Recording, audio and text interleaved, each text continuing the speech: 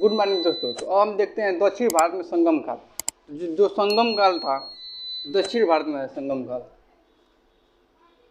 दक्षिण भारत में देखिए, संगम काल में 3 सम्मेलन हुए थे और इसमें 3 सम्मेलन हुए थे और इसमें 3 संगम भी हुए थे। 3 सम्मेलन के समय 3 संगम हुए थे। तो देखिए, जो प्रथम संगम है, प्रथम संगम दक्षिण मथुरा में हुआ था। जो दक्षिण मथुरा है, जो यहाँ पे दक्षिण मथुरा यहाँ पे है। जो पहला सम्मेलन हुआ था, पहला सम्मेलन दक्षिण मथुरा में हुआ था। ये पहला सम्मेलन दक्षिण मथुरा में हुआ था। लेकिन देखिए, दक्षिण मथुरा जो है एकदम नीचे है, नीचे वाला एरिया में, और जो जलमग्न हो गया, जिसके वजह से दक्षिण मथुरा की कोई भी लिखित साहित्य नहीं मिला है।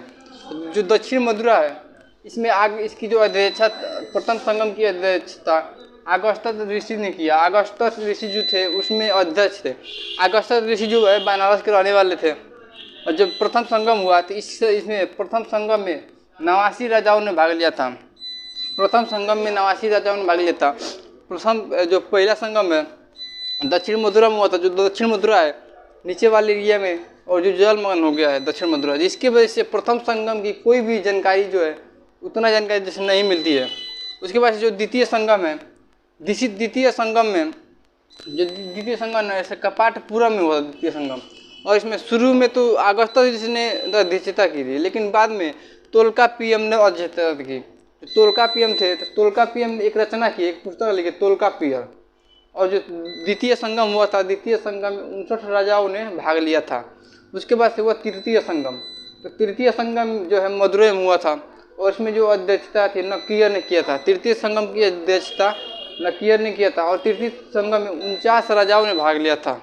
तृतीय संगम में 49 राजाओं ने भाग लिया था।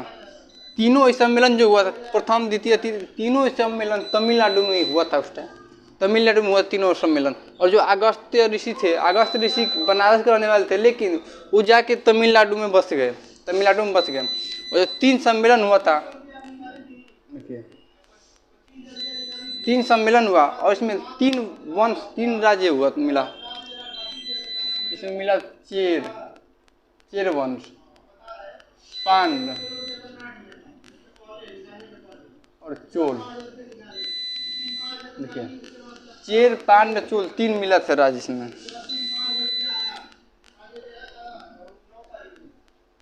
तो देखिए, जो चेर था, चेर यहाँ पे था, चेर यहाँ पे था। पांडे, और जो पांडे था, पांडे यहाँ पे था, और चोल वंश यहाँ पे था।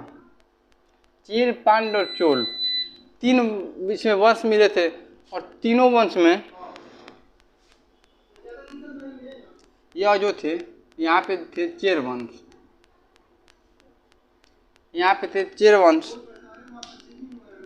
देखिए, ये वाला थे चेर वंश, चेर। तो जो चेर थे, चेर का जो चिन्ह था, राज्य चिन्ह था, धनुष था। चेर का राज्य चिन्ह धनुष था। और यहाँ पे थे, नीचे थे पांड। पांड का राज्य चिन्ह जो था मछली था। और यहाँ पे थे चोल।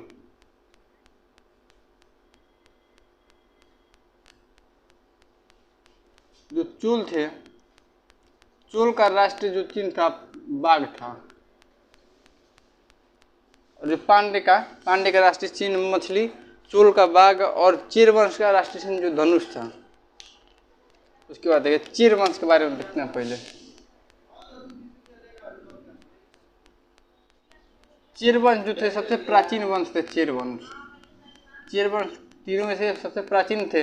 और इनका जो चिन्ह था धनुष। और चेर वंश की जानकारी जो है एतरे ग्रंथ से मिलता है, ब्राह्मण एतरे। ब्राह्मण जो बौद्ध ग्रंथ है एतरे, उसी एतरे ग्रंथ से मिलता है। एतरे ग्रंथ से चेर वंश की जानकारी मिलती है। और अशोक की जो द्वितीय शिलालेख है, अशोक का द्वितीय शिलालेख से जानकारी मिलता है। देखिए, चेर वंश जो थे, इसके जो चेर वंश थे, इसमें प्राचीन वंश था चेर वंश। और जो चेर का मतलब होता है पर्वतीय क्षेत्र। और यहाँ पे जो बंदरगाह भी थे पर्वतीय क्षेत्र थे, इसलिए इसका चेर नाम रखा गया। चेर मतलब कि पर्वतीय क्षेत्र। जो ये चेर वंश था सबसे प्राचीन वंश था। और जो ऐतरेय ग्रंथ है, ऐतरेय ग्रंथ में इसकी जानकारी मिलती है इसकी। और अशोक के द्वितीय शिलालेख है, द्वितीय शिलालेख में चेर पांड्य की जानकारी मिलती है, लेकिन चोल वंश की जानकारी नहीं मिलती है। क्योंकि देखिए एक जो अशोक का द्वितीय शिलालेख है, तो उसमें क्या हुआ, शांतिपूर्वक ढंग से मतलब अशोक ने शांति का प्रतीक है उसको लिखवाया था। लेकिन यहाँ पे चेरपांड तो ठीक थे, लेकिन जो चोल वंश वाले थे बहुत ही लड़ाकू थे, झगड़ा थे, जिसकी वजह से चोल वंश की जानकारी नहीं मिला है। जो ऐतरेय ग्रंथ है इसमें चेरा पद कहा गया है इसको, ऐतरेय ग्रंथ में चेरा पद कहा गया है। और अशोक के जो द्वितीय शिलालेख है, अशोक के द्वितीय शिलालेख में इसको किरल पुत्र कहा गया है।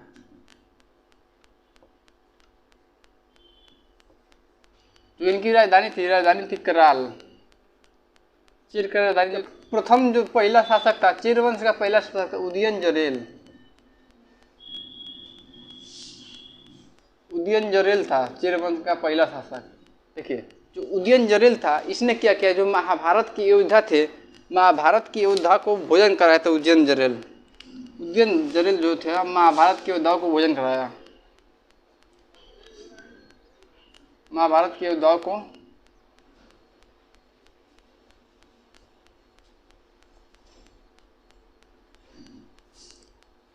जो चेर वंश का पहला शासक था उदयन जरेल, इसने महाभारत के योद्धाओं को भोजन कराया था। उसके बाद से शासक बना रोनगुटवन। जो रोनगुटवन था, उसके बाद से उदयन जरेल के बाद से शासक बना रोनगुटवन। जो रोनगुटवन ने कलगी की पूजा का किया। देखिए इसने कलगी की पूजा प्रारंभ किया।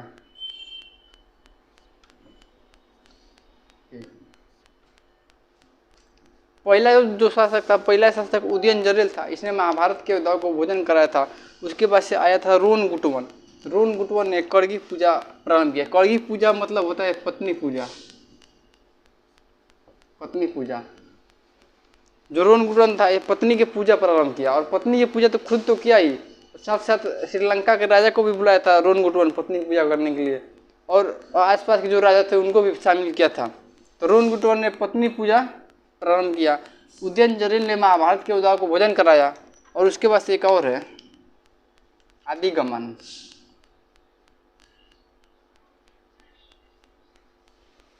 जो आदिगमन था, आदिगमन गन्ने की खेती शुरू किया।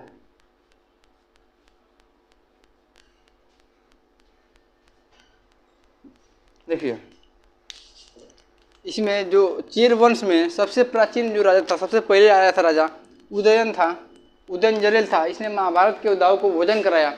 उसके बाद से आया था रोनगुटवन जो था, इसने कलगी पूजा ने पत्नी पूजा प्रारंभ किया। पत्नी की पूजा करने वाला पत्नी पूजा। और इसने पत्नी पूजा में तो खुद तो किया ही, और साथ साथ श्रीलंका के राजा को भी बुलाया था पत्नी पूजा करने के लिए। और आसपास के जो राजा थे वो भी आए थे इस पूजा में शामिल होने के लिए। और इसने पत्नी पूजा प्रारंभ किया। उसके बाद से अगला शासक आया आदिगमन। जो आदिगमन था, आदिगमन ने गन्ने की खेती प्रारंभ की थी। शुरू में गन्ने की खेती आदिगमन ने प्रारंभ की थी। देखिए उसके बाद से क्या हुआ, जो चेरवंश था, चेरवंश धीरे धीरे समाप्त होने लगा। 105 ईस्वी में चेरवंश समाप्त हो गया। उसके बाद देखते हैं हम लोग पांड्य वंश के बारे में। तो देखिए सबसे पहले संगम काल जो था दक्षिण भारत के काल, संगम काल दक्षिण भारत में आता है। और इसमें क्या है, वह संगम काल में 3 सम्मेलन हुए थे और इसमें 3 संगम हुए थे। पहला जो संगम था, पहला संगम दक्षिण मथुरा में हुआ था। जो दक्षिण मथुरा के जो पहला संगम की अध्यक्षता है, और पहला संगम जो अध्यक्ष थे अगस्त ऋषि थे। और इसमें प्रथम जो संगम था इसमें 89 राजाओं ने भाग लिया था। उसके बाद द्वितीय संगम में 59 राजा और तृतीय संगम में 49 राजाओं ने भाग लिया था। और इसमें देखिए जो तोल्कापियम है, तोल्कापियम ने तोल्कापियर नामक पुस्तक लिखी थी। उसके बाद इसमें जो संगम काल के बाद इसमें संगम काल में 3 राज्य, प्रमुख 3 राज्य आते हैं, चेर, पांड्य और चोल। चेर यहाँ पे आता है पांड्य वंश, यहाँ पे पांड्य और यहाँ पे चोल। तो देखिए चेर का जो प्रतीक है, चेर का चिन्ह है धनुष, पांड्य का चिन्ह है मछली और चोल वंश का चिन्ह है बाघ। तो जो चेर वंश है, तो चेर वंश सबसे प्राचीन जो वंश है चेर वंश है, इसमें ऐतरेय ग्रंथ में चेर वंश को चेरापद कहा गया है और अशोक के द्वितीय शिलालेख में इसको किरल पुत्र के नाम से जाना जाता है। यानी ऐतरेय ग्रंथ और अशोक के द्वितीय शिलालेख में चेर वंश की जानकारी मिलती है। और जो चेर वंश की राजधानी थी कराल थी, चेर वंश की राजधानी कराल, और इसमें प्रथम जो रहा था उदयन जरेल। उदयन जरेल ने महाभारत के योद्धाओं को भोजन कराया था। उसके बाद से आया रोन गुट्टमन, जो रोन गुट्टमन आया था, इसने कलगी पूजा यानी पत्नी की पूजा करना स्टार्ट कर दिया। और इसने खुद तो किया, ये श्रीलंका को राजा को भी बुलाया था, श्रीलंका के राजा को और आसपास के राजाओं को बुलाया। उसके बाद से अगला शासक आया आदिगमान। आदिगमान ने गन्ने की खेती प्रारंभ किया। देखिए इसके बाद से इसमें कुछ खास राजा नहीं हुए। उसके बाद से 105 ईस्वी में ये वंश समाप्त हो गया।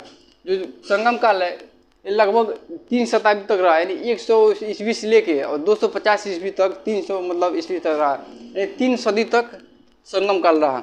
उसके बाद से हम लोग चेर वंश पढ़ लिया। हम देखते हैं पांड्य वंश। हम पांड्य वंश को पढ़ेंगे नेक्स्ट क्लास में।